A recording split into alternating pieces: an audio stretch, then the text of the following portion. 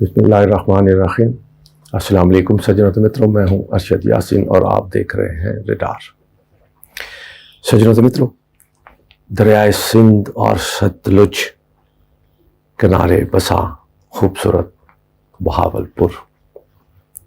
बहावलपुर में आज हमारा तीसरा रोज़ है और बहावलपुर के तहज़ीब व तमद्दन के हवाले से मैं आज आपको आपके सामने रखूँगा। हमने लाहौर के साफ़ियों ने वहाँ क्या देखा, बहावलपुर के था।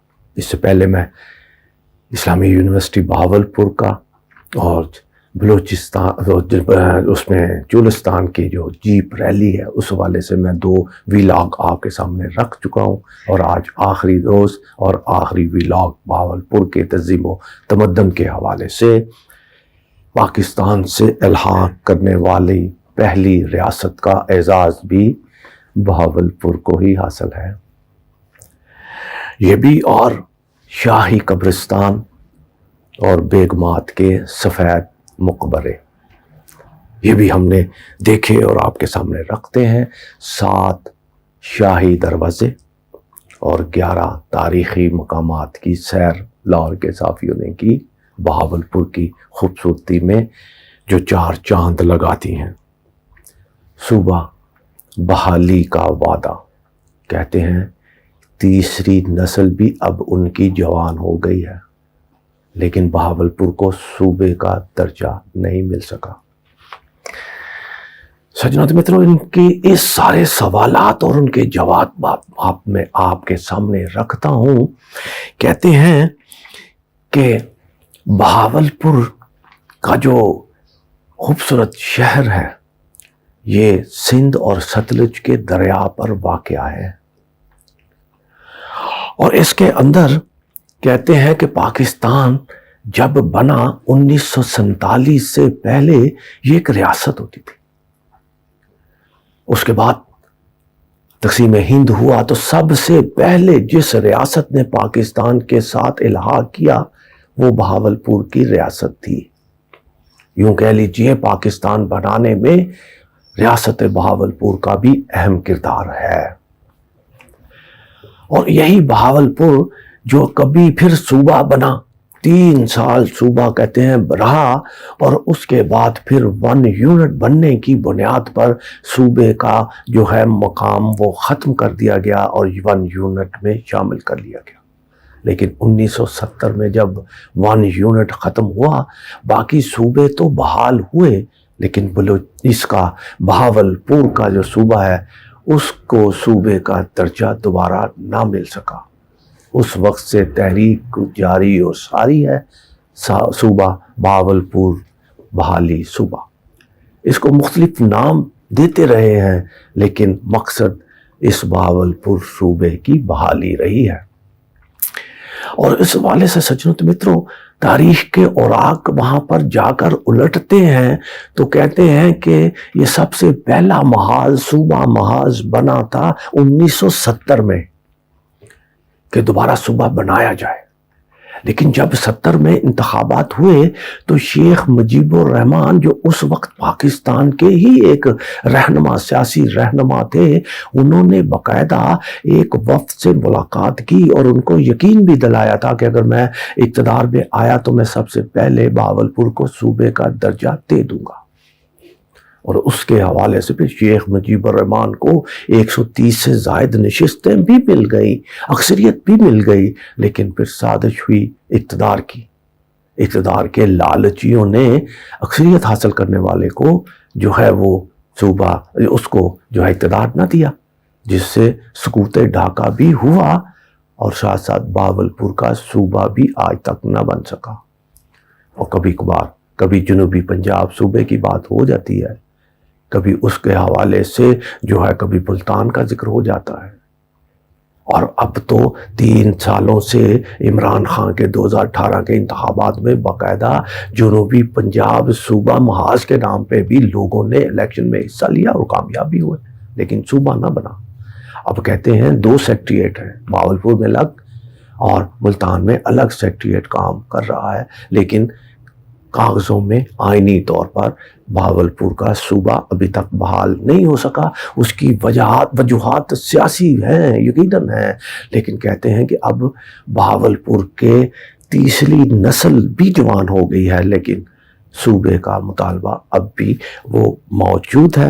اور سجنوں متروں، ہم نے لاہور کے صحافیوں نے بہاولپور کی تہذیب و تمدن کا بغور جائزہ لیا۔ خوبصورت شہر، سیکورٹی کا کوئی مسئلہ نہیں ہے، ڈرائی جگرام نے 3 دنوں میں کوئی نہیں دیکھا، تلخیاں کوئی ہم نہیں دیکھ سکے، کہیں نہیں ہے۔ صفائی کا اتنا خوبصورت انتظام کہ ہم سوچ بچار میں رہ گئے کہ یار اتنا نظر انداز کیا گیا شہر، اور اتنی خوبصورت صفائی۔ صبح آپ گھر سے نکلتے ہیں نماز فجر کے بعد تو آپ دیکھتے ہیں کہ صفائی ہوئی ہوئی ہیں۔ رات گئے جب آپ اپنے گھروں میں یا ہوٹلوں میں ہم واپس جاتے تھے تو ماحول صفائیوں کا ایک دم کمال تھا، بہترین صفائی کا انتظام سجنوں متروں۔ لیکن اس کے ساتھ ساتھ ہم نے شاہی قبرستان بھی دیکھا، اور اس میں بیگمات کے سفید مقبرے بھی دیکھے جو معروف ہیں۔ کہتے ہیں کہ غیر ملکی بیگمات، نواب کی جو غیر ملکی بیگمات تھیں، ان کی تمام جو تدفین قبروں میں ہوئی ہیں ان کو سفید سنگ مرمر سے وہ اس کے اوپر لگایا گیا ہے، اس لیے ان کو سفید قبریں یا سفید مقبرے کہتے ہیں، غیر ملکی بیگمات۔ اور شاہی قبرستان، اس میں نواب فیملی، نواب کی بیگمات اور نواب کے جو خاص عزیز و اقارب تھے ان پر مشتمل جو قبرستان ہے اس کو بھی شاہی قبرستان کہتے ہیں، اور وہاں پر باقاعدہ دربان رکھے گئے ہیں ان کے انتظامات کے حوالے سے۔ لیکن جب ہم وہاں پر گئے تو اس وقت کیونکہ چولستان میں جیپ ریلی کا سما تھا، لاکھوں لوگ وہاں پر موجود تھے، اس وجہ سے اس شاہی قبرستان کے دروازے بند تھے۔ ہمارے کہنے کے باوجود وہ کھلنے میں کامیاب نہ ہو سکا، لیکن ہم نے بہرحال باہر سے اس کی تصویریں بھی بنائی اور اس کے ساتھ جو ہے اس کے تاریخ کا معاملہ کا بھی جائزہ لیا، شاہی قبرستان اور بیگمات کے سفید مقبرے۔ اس کے ساتھ ساتھ سجنوں متروں، بہاولپور میں دیکھنے کے لائق 7 دروازے بھی ہیں، خوبصورت 7 دروازے۔ جس طرح پاکستان کے اندر ہم لاہور میں چلتے ہیں، کیونکہ لاہور کے رہنے والے ہیں، تو یہاں پر 12 دروازے اور 1 موری، یعنی 13 دروازے ہیں جس کے اندر لاہور کا شہر آباد ہے۔ اسی طرح بہاولپور کا شہر بھی 7 دروازوں کے اندر ہی ہے، خوبصورت شہر، 7 دروازوں۔ یہ خارجی اور داخلی راستوں پہ بنائے گئے ہیں، اور 4 دروازے تو اس طرح کے ہیں ان کے نام بھی مقامی آبادیوں کے حوالے سے رکھے گئے ہیں، جس میں کہتے ہیں جی فرید گیٹ، احمد پوری گیٹ، ملتانی گیٹ اور ڈیراور گیٹ۔ یہ 4 گیٹ ایسے ہیں جو مقامی آبادیوں کے نام پر بنائے گئے ہیں، اور 3 گیٹ ایسے ہیں، شکارپوری، بوہر گیٹ اور موہری گیٹ۔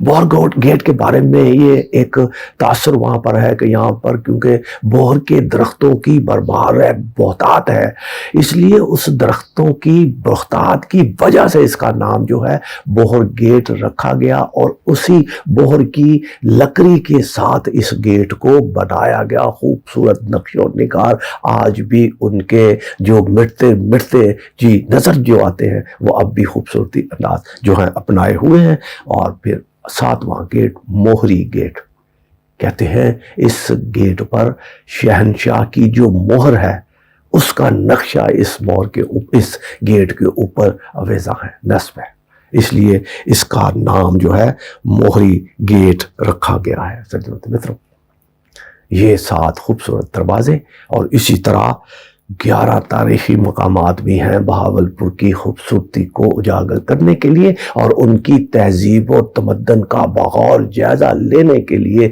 ان تاریخی مقامات کی سیر کرنا بھی ضروری ہے، جو لاہور کے صحافیوں نے ڈاکٹر جام اور وہاں کے مقامی لوگوں کے ساتھ اس کا وزٹ کیا۔ اور اس سارے جو پروجیکٹ ہے جو پاکستان کے اندر جو صحافی جو لاہور سے بہاولپور میں گئے ہیں، اس میں سب سے اہم جو رابطہ کار رہے ہیں وہ رانا خالد قمر لاہور کے صحافی جن کا تعلق بہاولپور سے رہا ہے، اور انہوں نے یونائٹڈ گروپ کا قیام کیا اور اس یونائٹڈ گروپ سے ملے جلے تمام صحافیوں کو اور لاہور پریس کلب کے منتخب لوگوں کو اور ان کے کونسل ممبروں پر مشتمل اس وزٹ کا اہتمام کیا، اور تمام تر معاملات میں جو ہے وہ سہولت کرتے رہے۔ رانا خالد قمر بھی اس حوالے سے ڈاکٹر جام کے ساتھ ساتھ جو ہے سایہ بنے رہے اور رہنمائی کرتے رہے سجنوں متروں۔ اور ساتھ میں نے 11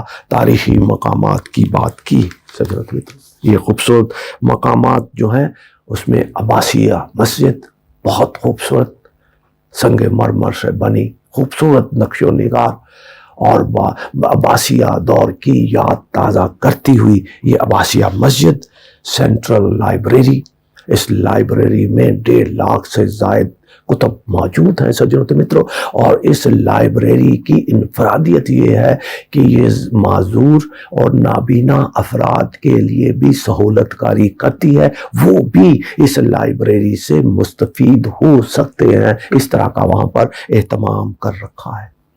قلعہ ڈیراور خوبصورت مقام جس کا میں پہلے ذکر کر چکا ہوں۔ نور محل، یہ نواب صاحب کی اہلیہ محترمہ نور بیگم کے نام پر یہ بنایا گیا ہے، اور اس میں خوبصورت روزانہ کی بنیاد پر خوبصورت لائٹ ساؤنڈ شو ہوتا ہے، جس میں بہت سارے لوگ پاکستان سے باہر کے آئے ہوئے اور پاکستان کے کونے کونے سے آئے سیاح اس کا وزٹ ضرور کرتے ہیں، اور لاہور کے صحافیوں نے بھی اس کا کیا اور یقیناً وہ محظوظ بھی ہوئے۔ بہت خوبصورت منظر جب لائٹیں جلتی ہیں اس وقت، اور اس کے اندر جو وزٹ کیا بہت سارے نوادرات اور آثار قدیمہ کے حوالے سے بھی بہت ساری اہم چیزیں وہاں پر موجود ہیں، اور اب بھی وہاں پہ بہاولپور کے مقامی لوگوں نے نوابوں جیسا لباس پہن کر وہاں پر ڈیوٹیاں ادا کر رہے ہوتے ہیں۔ پوچھنے پہ بتایا گیا کہ یہ نوابوں کے وزیر کے رول پہ اندر ہیں، اب ان کو ہم نوابوں کے وزیر کا درجہ دیتے ہیں، وزیر کہہ لیجیے، اور وہ سیاحوں کی دلچسپی کا یقیناً مرکز ہوتے ہیں۔ دربار محل یہ بھی نواب صاحب کی اہلیہ کے نام پر ہی موجود ہے، جن سے سب سے زیادہ وہ محبت کرتے تھے، ان کی محبت کی یہ یادگار ہے جو دربار محل۔ مقبرہ بی بی جیوندی، یہ بھی خوبصورت مقبرہ ہے وہاں پر، اور سنگ مرمر سے بنایا گیا خوبصورت، اور کہتے ہیں کہ یہ ایران کے ایک شاہ نے یہاں پر اس بی بی جیوندی کی یاد میں اس مقبرے کی تعمیر کی تھی۔ لا سہارا نیشنل پارک، پرندے جانور خوبصورت پارک، یہ یقیناً اسی طرح جس طرح دوسرے شہروں کے اندر پارک ہوتے ہیں اسی طرح سہارا پارک نیشنل پارک بہاولپور کی خوبصورتی میں اضافہ کرتا ہے۔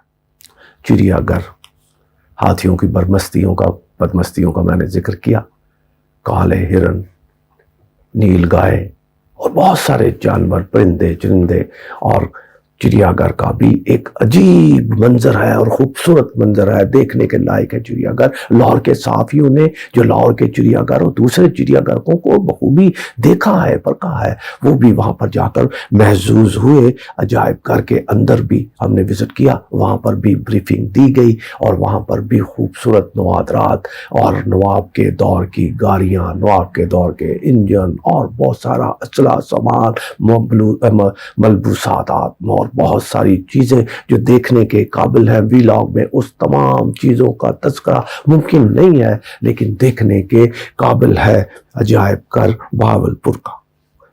گلزار محل اور فرید گیٹ، سجنوں متروں یہ ہے تاریخی مقامات۔ فرید گیٹ ایک خوبصورت گنجان علاقہ، اندرون شہر کی طرح، جس طرح اندرون شہر لاہور کا اندرون شہر ہے، بالکل اسی طرح اندرون شہر فرید گیٹ۔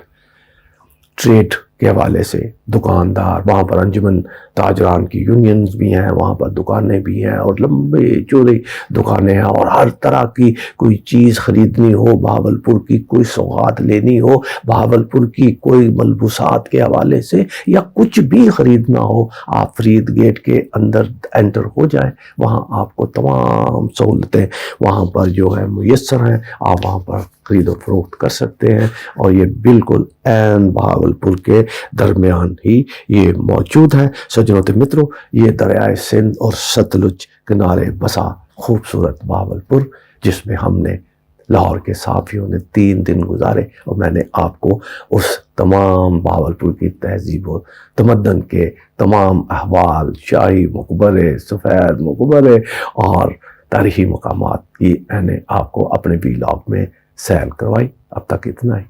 سجنوں تے متروں، اپنا بہت خیال رکھیے گا۔ پاکستان زندہ باد۔